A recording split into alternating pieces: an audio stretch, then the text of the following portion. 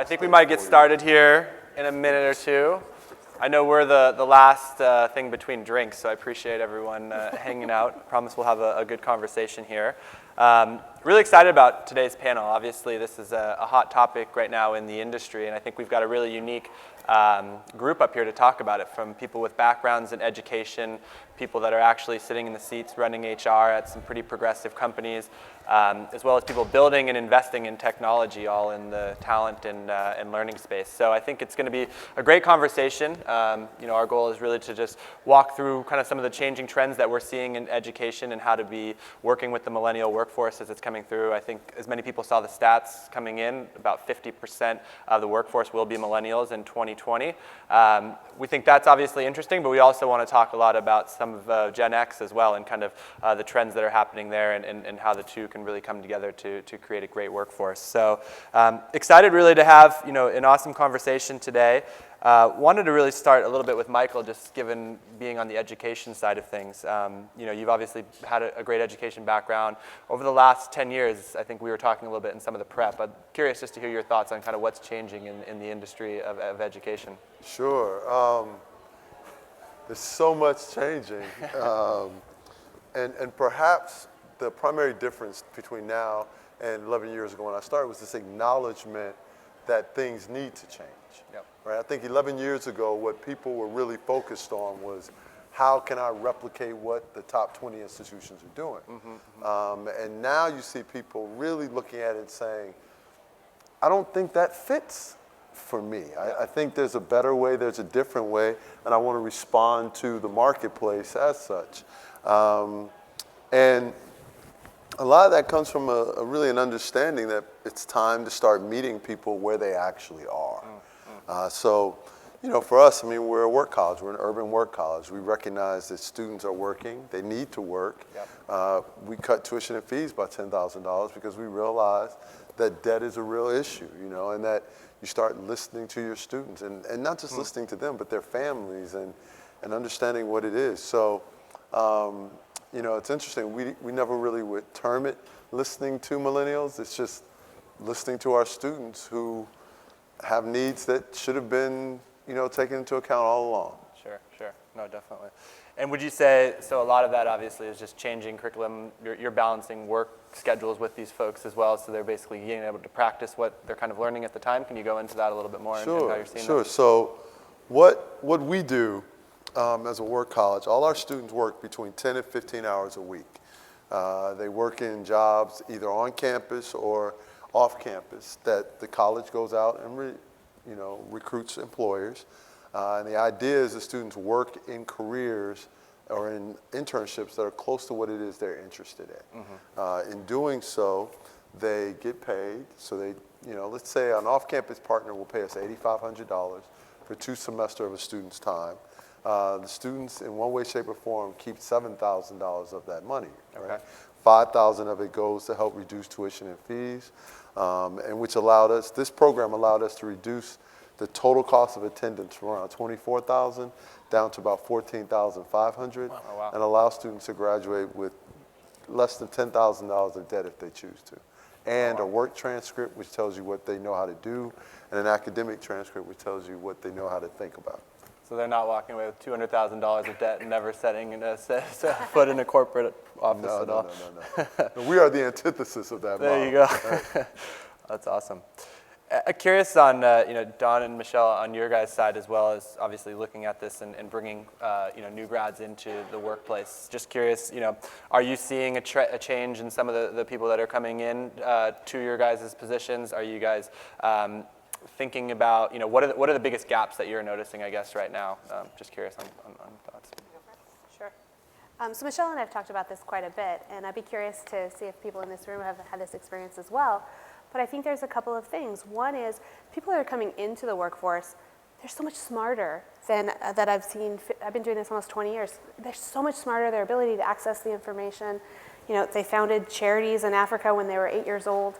I don't know what the hell I'm doing with my time, but it's really impressive, the folks that are coming into the workplace and the access and the opportunities that they've been provided. And I think an area where I'd like to see people continue to grow is this ability to just, like the human factors, the ability to connect, the ability to have conversation. I work in a workplace where we don't have any telephones on the desks at all. And so that means how do people talk? Do they text each other? Do they instant message or Slack each other? It feels like a big burden to get up and go 3 desks over to talk to somebody. What is that like, and how do you kind of promote some of those soft skills? And I think the other piece is really humility. How do you come into a workplace? How do you be one of the smartest people maybe there, but also have a hunger and desire and humility to learn what you need to do in a workplace? So you're not saying to Michelle or I, hey, I've worked here for 6 months, I'm ready for my senior vice president position, so please promote me right away. Like yesterday. Like yesterday. Mm-hmm. I would say that we see many of the same things that Dawn lays out, but it does tend to vary by the type of role. So engineers come in, they're used to either working by themselves and coding in a dark room all night long, and they come in and they're kind of in awe at the workplace. Like now they're sitting 4 feet from their neighbor, and they don't have a phone because they wouldn't even know how to use it, and they don't know how to interact with one another. And then I had a great example on Friday where I interviewed, and I had met an intern for my role, my team, on the people team, and I was thoroughly impressed with her. And everyone she interviewed with on Friday was like, I don't think I would interview that well today. And they all have 6 or 8 years of experience.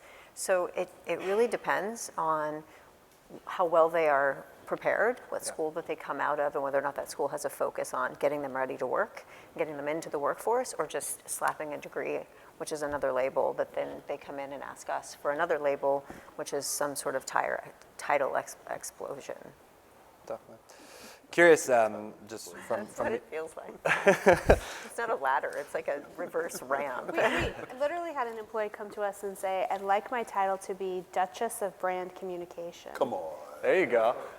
Truth. I did create a title once called Supercoder, because that was beyond a principal engineer, but we never wanted them to interact with other people. They were truly a supercoder, so we built it in. We've actually gone the complete opposite. You can call yourself whatever you want to call yourself. I mean, we just do the job that we put in front of you. So for us, titles don't really matter that much, but it's a startup culture. It's a little bit different. Yeah, but I mean, it is a good point. I think a lot of, we were having some of these conversations in some of the prep calls where people are coming in and they're just, expecting that they're going to move up the ladder really quickly, but they do need some of this, training as well to really make sure that they're successful, even if they're getting great training and education. I'm curious to, kind of hear how you guys are all modeling that, whether it's around technology, how are you building a more smooth onboarding experience? I'd be curious to hear some thoughts there. I mean, we were talking, it kind of depends on industry, but in Silicon Valley and tech, I mean, we're seeing about 2-year tenure. I think average tenure across the country is about 4.5 years, and I think we were even talking about in retail, it's 6 months. So how are you guys adjusting with that? How are we utilizing technology to make sure that even if they have, hopefully the education's great, but then making sure they get adjusted into your company quicker? I can speak to the folks that we've hired, definitely in a different, I guess in a different space than some of the bigger organizations out there. We started with 5 employees in 2016, and now we're at 60. When you start a company, you have to really be cognizant of what is going to be the onboarding experience, because there really isn't going to be a lot of information there for them. So you have to be cognizant of what do I need to document, what skills do they need from a hard skills and a soft skills perspective to ensure that they're successful, because that hire could be the difference between you being successful or not, right? And so we always hire people that have been managers, and then they got to take a step back to be in an IC role in our org, and then they can move their way into it. So in leadership, we haven't hired anybody outside. It's been everybody that we've pre-hired into the org. So that has been kind of the structure of how we established this. And we were talking about who the types of people that we hire for our organization, and a lot of times it's people that are in team-based sports that have minimum of college level team-based sports, or college level music or theater, those that are competing at a very high level and are the best of breed, and have been the best at something. It also lends itself to, well, I want to be the best, or I am the best, and then you have to kind of manage around kind of how millennials see themselves, which is very positive, but also could be challenging. Sure. Well, Oh, go. Yeah, well, I think large companies, what we see also at our clients and also at ourselves, is have a huge problem to keep people in the first, especially in the first year. And if you look at the data, then it's really shocking. And we are getting deeper and deeper into all the data. So why are people leaving, and what do we do wrong in the whole onboarding process? Yeah. And and that has to do with the new generation, because we are used to getting people productive within a specific time. And how can you give more sense of purpose around the role, and also make sure that they are more embedded. Yep. So they look for culture, they look for opportunities to learn, and that's a very different way of how huge companies are usually managed.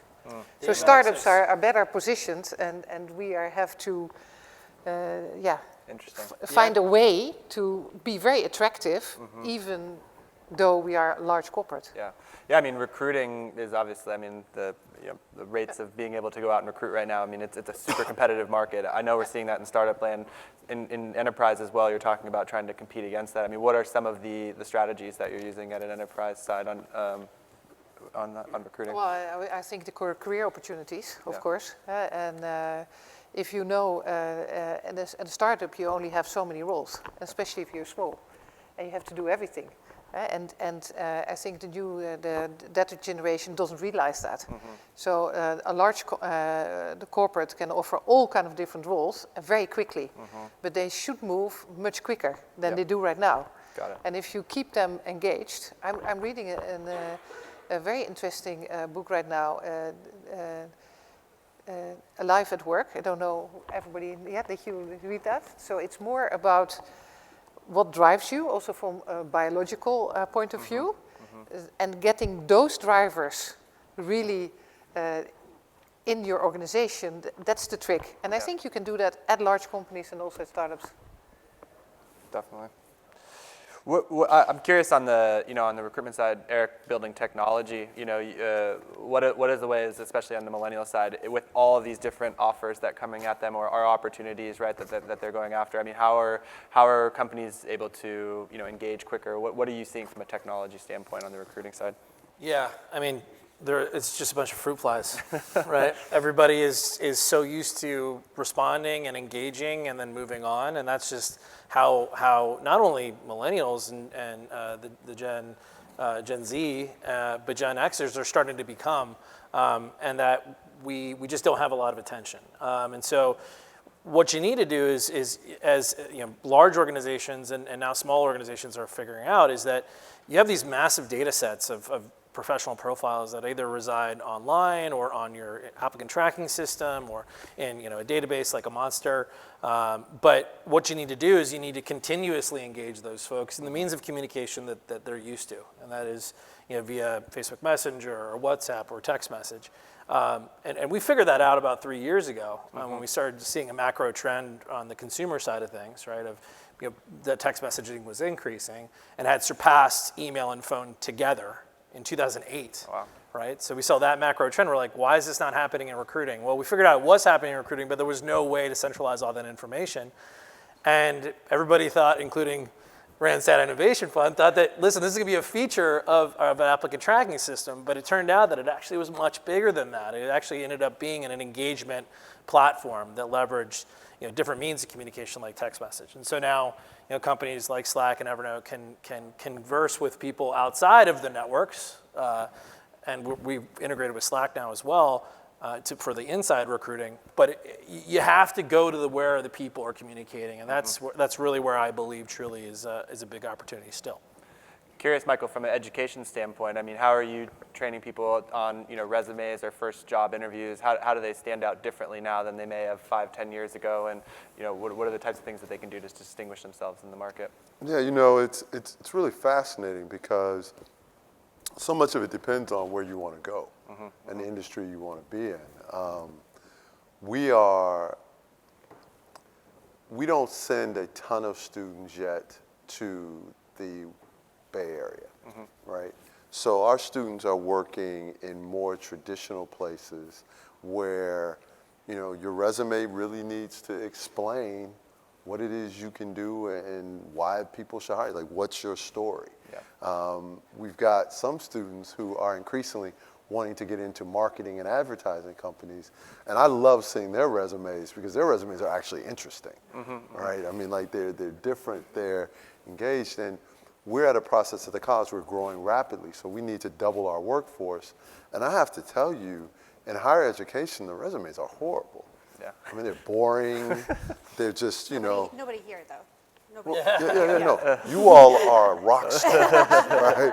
But no, I mean, like really, you just want to say to people, do you have any idea what people look at? Like if you're looking at hundreds and hundreds, in your case, thousands of resumes. We'll give you 30 seconds or so. That's about the attention span. 39 seconds, I think, is the average amount of time a recruiter spends on a resume. 30 seconds? 39 seconds, 39 yeah. seconds. And That's I why actually robots think are that taking seems over. really generous, actually 39 seconds, honestly. So I mean so we're trying to navigate between how you make this stand out and you make it relevant and you make it interesting, and you also accurately tell your story, because what you don't want to do is people to show up with this amazing resume and they're boring, right? Like, so it's we think it'll be interesting. Our students are getting more also into finance, private equity, and management consulting, and those places still the rules still apply,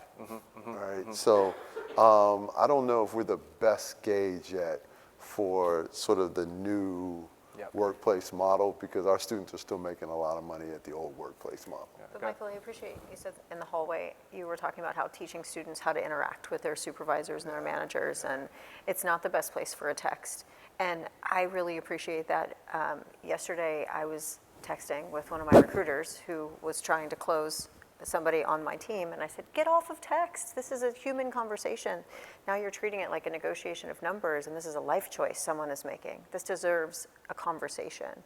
So people have to know the difference between when to send a quick text versus how to have a conversation that helps someone make a life decision, like taking a new job. And really, to that point, it's amazing how differently people respond to that. So we use texting and everything at our disposal to recruit students.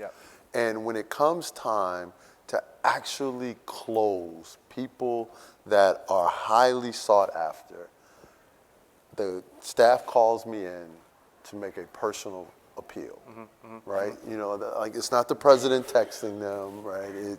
It's sitting with the family or like whatever it is, because that human interaction still matters. Sure.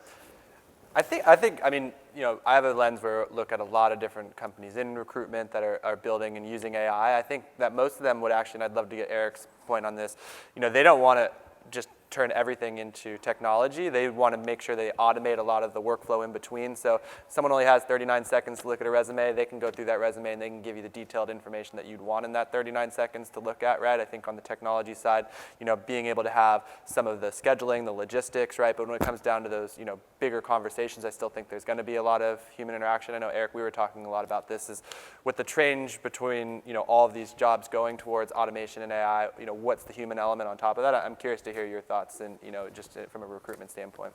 Yeah, so I mean, we're talking primarily about the skilled workforce or the salaried positions up here, but you have to recognize that that represents a very small percentage of what the U.S. labor force is. And so about 80% of the U.S. labor force is service-based, right? So we're a service-based economy. When you look at the number of millennials that are in that, the majority of millennials are working in service-based jobs that are hourly positions.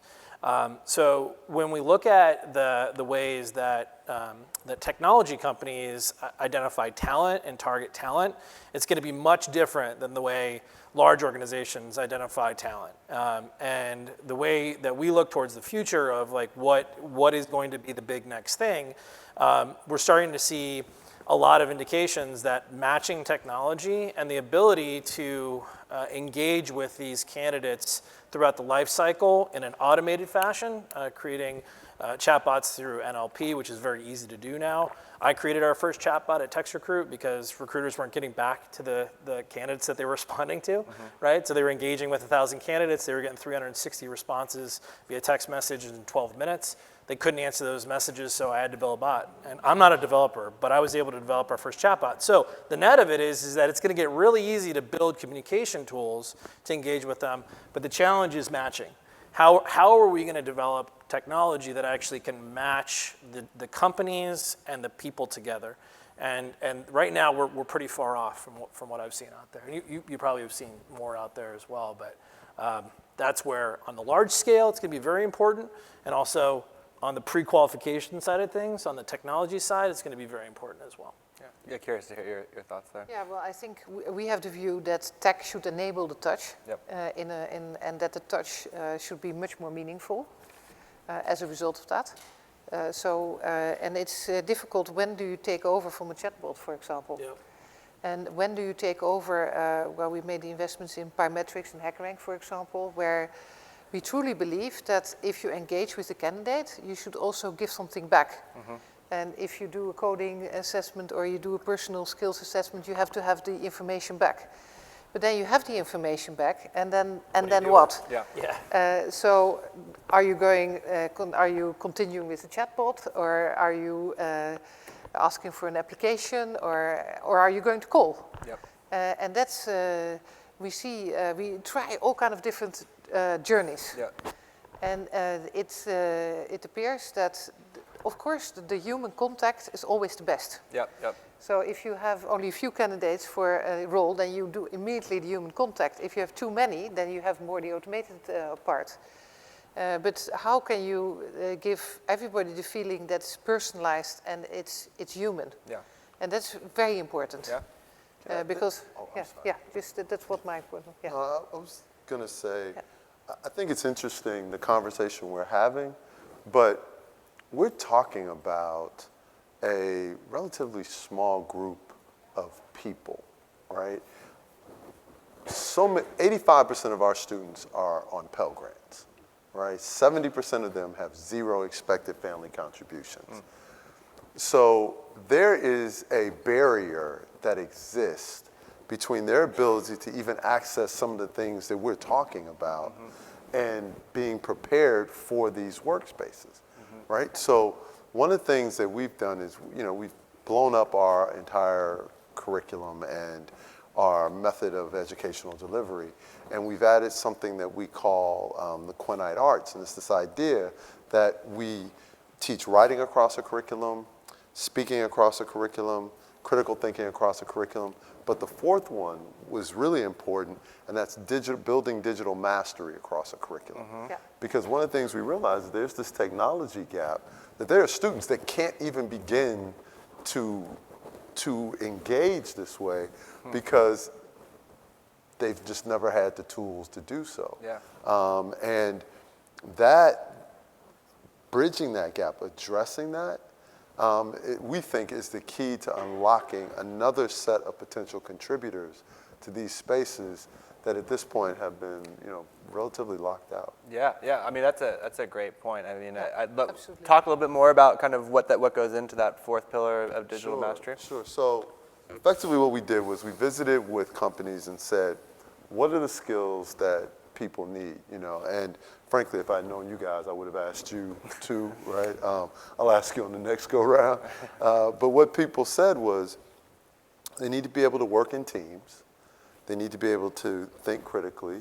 They need to be able to speak effectively. They need to be able to write, and no offense, something outside of text messaging, right? And they need to be comfortable with technology, but not just basic technology, right? Like understanding why coding is important and how coding translates into other things. It's can you build a website, right? And not that every student needs to be able to build a website, but at least understand what goes behind the website. Yep. And that even teaching those skills would give people a competitive advantage in the marketplace that would be important.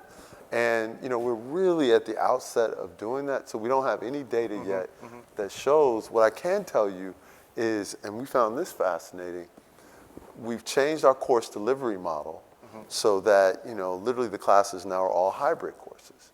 So because online people shut down, right? Like the data that we got back from our students they just could not manage all online courses. It was intimidating, it was unfriendly, and so we needed to add something else in there that kind of led them to that place, and they're far more comfortable.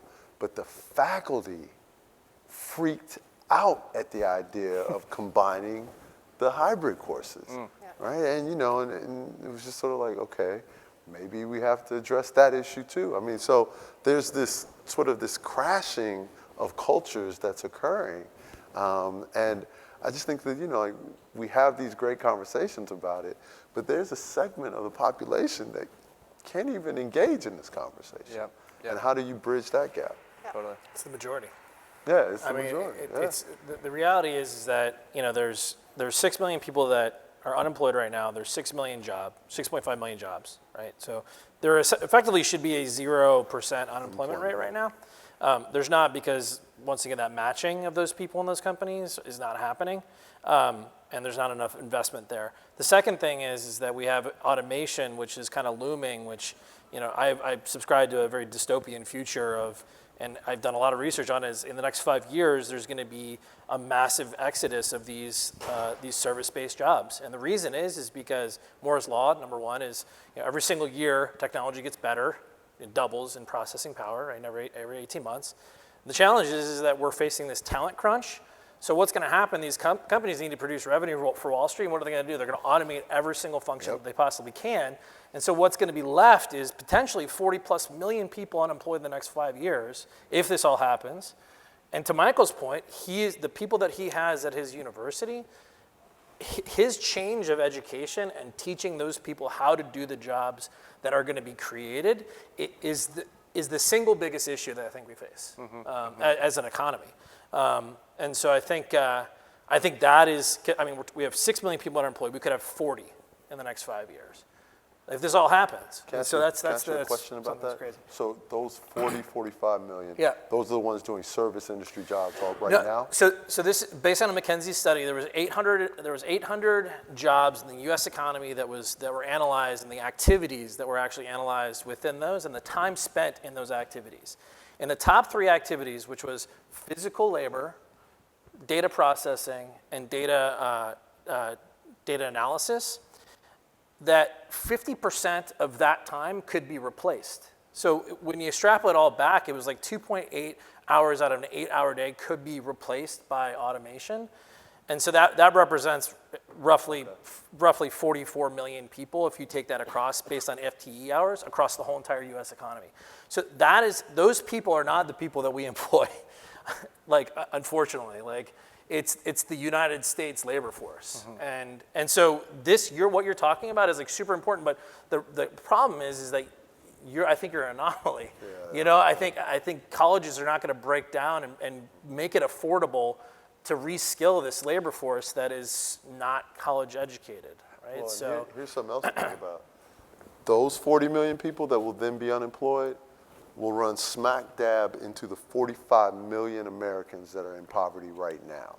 Absolutely. So we're looking at doubling the Yeah. number of people who will be in poverty because folks have no pathway to and the for skills. them, almost the automation of the process is negative. Will be devastating. So you have to have a different way for them to get into the workforce. Curious on the tech side. I mean, obviously, with a lot of this, sounds like trending going that way. I think we're all agreeing with that. Some of the great things you're doing, you know, to build digital mastery into the actual, you know, set of what people are doing. I'm curious, you know, as looking at companies like Code Academy and those, I'm curious, you know, I know you guys have, you know, either Michelle or Don hired some engineers out of there. I'm curious to hear, you know, how those have gone and where you see that going as far as, you know, these new places to kind of revamp your skills. Yeah, I think it's early. I think in the Valley, we live in our little bubble in Silicon Valley where we have all of these new fangled technologies where people can learn new skills, but there are people that are already in the Bay Area that are already learning these technologies. They're not actually out for the masses. That will be the next phase of, but then you're not teaching them like 2 steps beyond what they've learned. You're teaching them 20 steps beyond what they've grown up with. And so it's quite a feat to overcome. But I think we talked earlier about we're all going to work for a lot longer than our parents did, and we're all going to need to re-educate ourselves multiple times throughout our lives and change our careers. And I think we'll see the education system shifting to help people later in life who want to either go back to school and can't afford to pick up a $100,000 degree, but go back to school and learn something new and reskill themselves. And I think that's the hump that we have to overcome. Yep. And tech roles or knowledge workers or whatever you want to call the other half of your metric we're definitely open because we see a talent shortage. Yeah, huge. I mean, there is definitely a talent shortage for us. And the metric that you mentioned around turnover in the high-tech industry is ridiculous, and it's not going to slow down. It's been getting more and more aggressive for the past probably 6 or 8 years.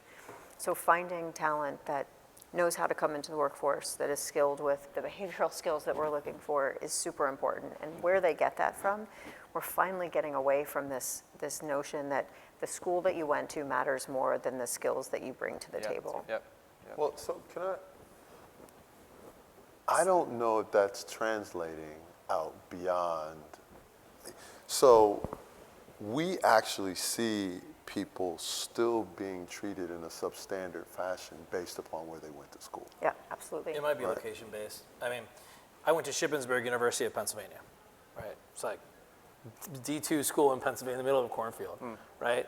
I knew I wanted to be out in the valley, so I came out in the valley and I trained myself how to do this, right? I saw what happened in 2001 when I graduated. It's like, hey, it was a bubble. I want to be a part of the next bubble. People made a ton of cash. I want to do that, right? So people have to take the initiative to do that and to go, there's no playbook for it, right? And I think millennials, certainly there's an aspect, I'm kind of on the cusp of it, but there's certainly this aspect of like, they've had such a nice life, in a sense, like those that are in the technology industry and the bubble that we live in, that they very rarely go out there and try to seek more. And so they feel like maybe they deserve to be in a position that they're not going to necessarily get, right? And there could be some correlation between that. So I'm fascinated by this, and typically, I don't subscribe to the whole race thing, but your story would not have happened if you had been Hispanic or Black, right? Like it would have been virtually, given just the demographics of Silicon Valley, it says that story would have been incredibly difficult to replicate, right? But that's part of the problem, because your story, that should be possible. I honestly, I disagree with you wholeheartedly. We look like inclusion and diversity and like those are such major initiatives. And Don, you've you can speak to this a ton. That is like the biggest initiative right now. Is how we do that. So if we're going to talk about Slack having a strong diversity program and thoughts, I'm going to say this with mad respect, but I 100% agree with Michael. Yes. You believe that because I not you specifically, but people looked like you in the valley, and so you knew how to get there. You had enough bus fare to get to the valley, so you could get there.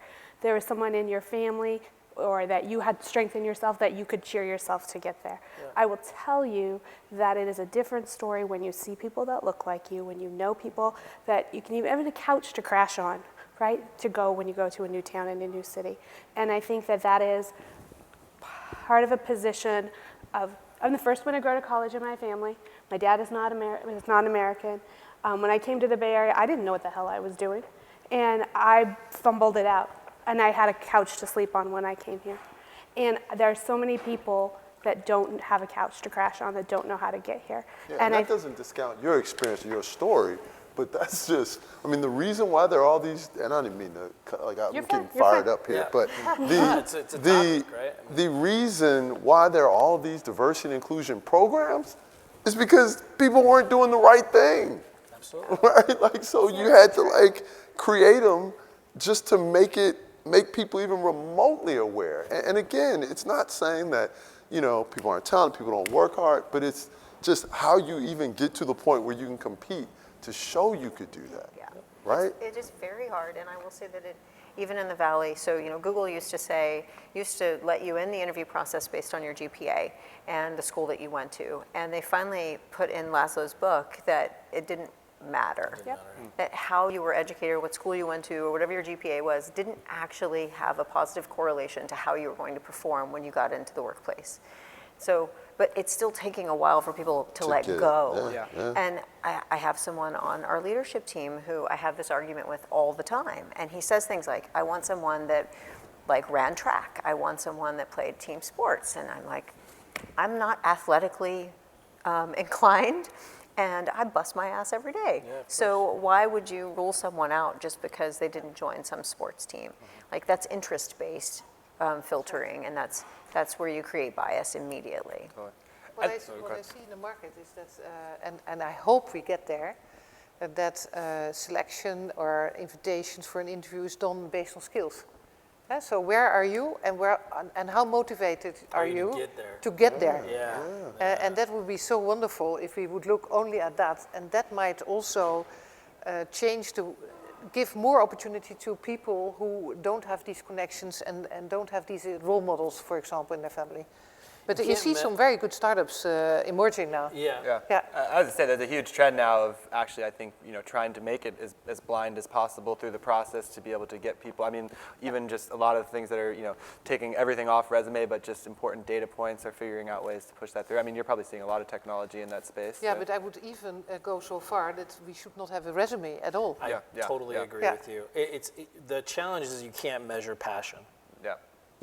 It's just you can't measure that, and people call it grit, any passion and enthusiasm. You can't measure it, and the only indicator that I have is that you were a college athlete because I know you have grit because you went through double days, right?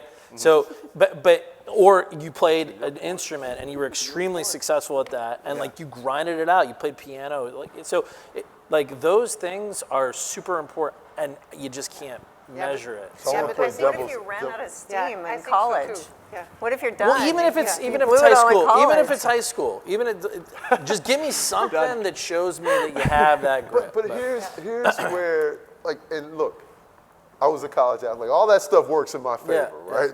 Went to great schools. But here's the thing.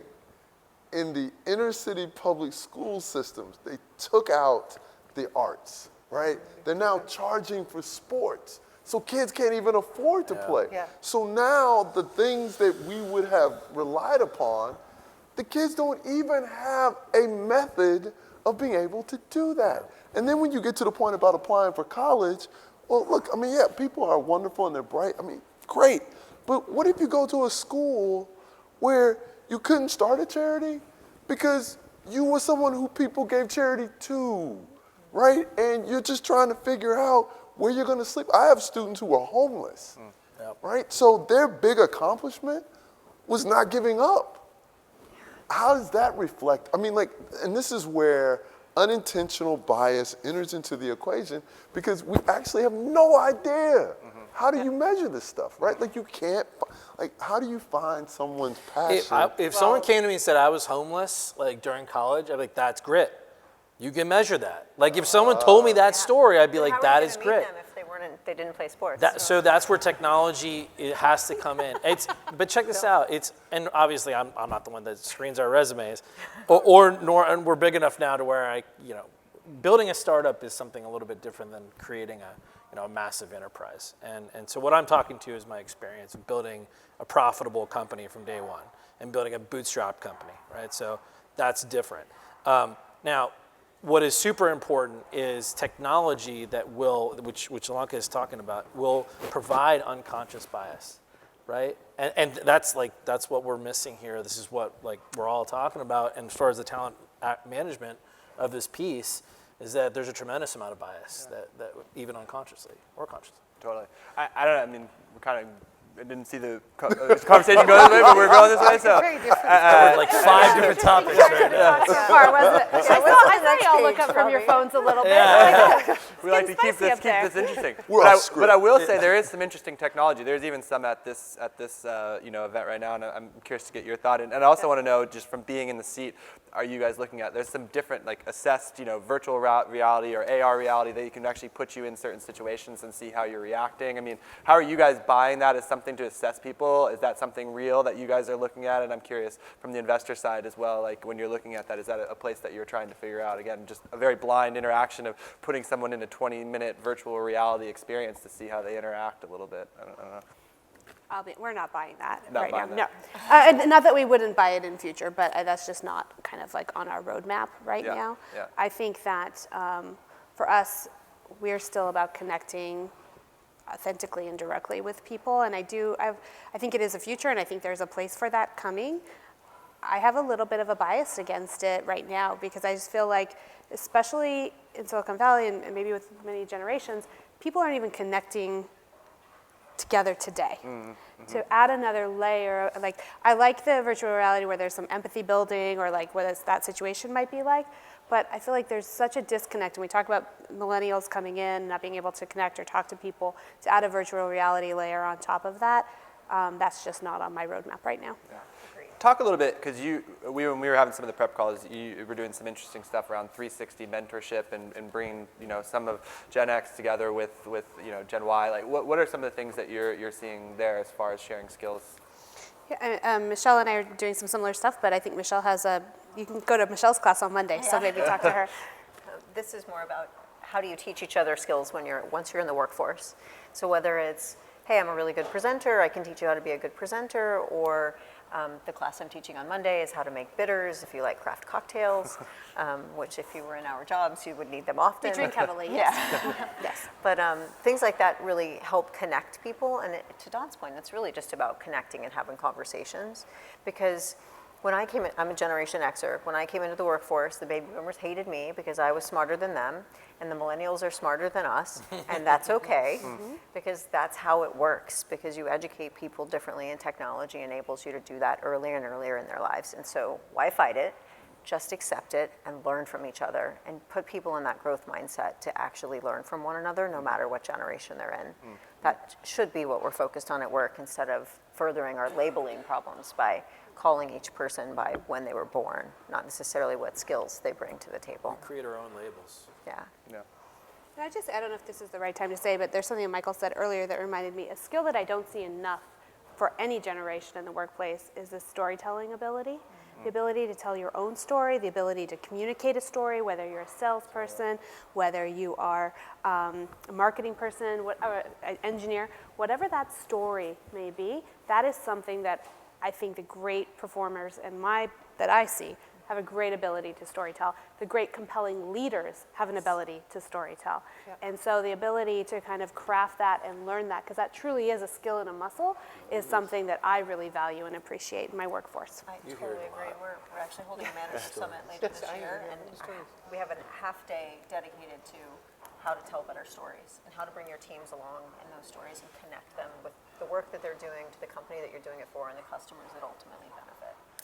I love that point too, because we're talking all about technology and AI and all these things, and storytelling is that's like the first form of communication that's ever happened, right? So, I mean, I think that's a good thing, right? That you're still going to have the mix of, let's use some automation to get through some of these things, but then we're still going to need the human element, right? Which I think is really important. The sales base, so the majority of roles in Silicon Valley are engineers and sales. Those are the majority positions, right?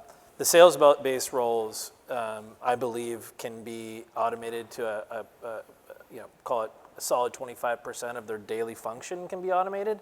And I always tell them, I'm going to build a robot that can replace you if you don't start making human connections, right? Because the only thing that robots don't have is cognitive ability, and cognitive ability of a team is very hard to replicate, right? So you have to have you have to create those human connections, and the best reps are able to tell stories and create human connections through that, and so some of the things that we teach. Definitely. I think chatbots will get there, also with the storytelling and also with the intelligence. So and that will be very, very interesting because they're painting. They're creating music. Yeah. I'd say go a little bit deeper on how so talk. You think that'll be even able to be replaced with chatbots in some way, or added to a little bit?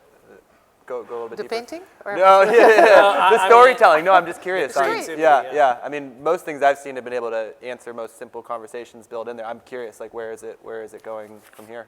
Yeah, well, we see at some chatbots that they're really funny, for example. Well, it's not so easy to have a funny recruiter. Yeah. So but again, it's a whole new space, and we have to wait and see. Yeah. Interesting. Very cool. Well, I mean, this has been a very interesting conversation. I think we moved around in a lot of different here. We were weaving around here, but I think very interesting. I mean, I guess I'd love to hear from everyone kind of as we wrap up. I mean, one thing maybe that you're looking at out from the future, and you're saying that the millennial workforce is really going to help us with this, and one thing that maybe you're like, look, we really need to change this right now, or be careful, or answer one or the other. I just always like to end with everyone getting kind of a last thought. I don't know. Go, Dawn. You looked like you were thinking of one right there. Sure. Yeah, you saw my hamster running. I think that people that are coming into the workforce are going to continue to hold us accountable in ways that we haven't before. What they will receive and what they expect in the workplace, I think, is increased in a positive way. So especially, I know Emily Chang's here. She's talking about Brotopia. I don't know if any of you have watched Silicon Valley on HBO. I don't watch it. I can't. 3 episodes. I was like, this is too close. I can't. But I mean, I think there is a lot of how people expect to be treated and what people expect. I think it's a very, very positive thing. Yeah. I think how people communicate and how people express those expectations is a way that, through storytelling, through collaboration, through humility, whatever that might be, I think every generation could be better at that. I'm not going after her. I know, we could just drop the mic right there. Drop I like the mic, that. yeah. I would just say, for millennials and non-millennials alike, don't forget that the people that came before us are still very much a part of our workforce and will be for many decades to come. And it will take all of us to make it through the technology shifts that will happen, because you can't automate everything away overnight. I mean, you talked about doubling of information. It's actually happening every 12 hours now in the world. So you still have to do something with that information. Companies can't just suddenly hire a robot to replace all of us. So we're going to still be required to have personal connections, to work with one another, to collaborate, to raise our own expectations of ourselves and how we treat one another, and to pay attention to the biases that we're slowly bringing to light that live in every single one of us. So that crosses all generational paths, and I think that just awareness is really what we need to focus on. Yeah, absolutely. I'm going to go a slightly different turn and give a prediction. I think the faculty-university relationship is going to radically change in the next 15 to 20 years, if not sooner, because tenure gives people the perception of safety that doesn't exist in the workforce anymore. So you've got faculty members who have no incentive to evolve and prepare their students, for an emerging reality, because they're safe, right? There's nothing that pushes them to that uncomfortable place. I think that, right now there are lots of schools that don't have tenure just because of the economic impact, right? Yep. But I think you're going to see people starting to question whether or not this allows us to accurately prepare the students for the life that they have coming. Interesting. Love it. Those were very good. I would just say education needs to change, and that there's going to be the majority of jobs that elementary school kids are going to work in are not going to exist. I think it's the number is 65%. I have a 6-year-old and twin 2-year-olds, and they're going to work in jobs that don't exist today. So how are we going to prepare the future for those jobs? And it's going to be much different than what happened in agriculture over the last 100 years, right? 40% of the U.S. labor force in 1900 worked in agriculture. 3%, right, work in agriculture today. With that took 100 years for that to happen. That could happen in 5 years, right, in certain industries that we're looking at right now. So how are we going to prepare the workforce very quickly, and how are we going to support that from a leadership perspective? Well, I have 3 sons in this generation. And what I love is that they are so socially engaged and that they are looking for purpose.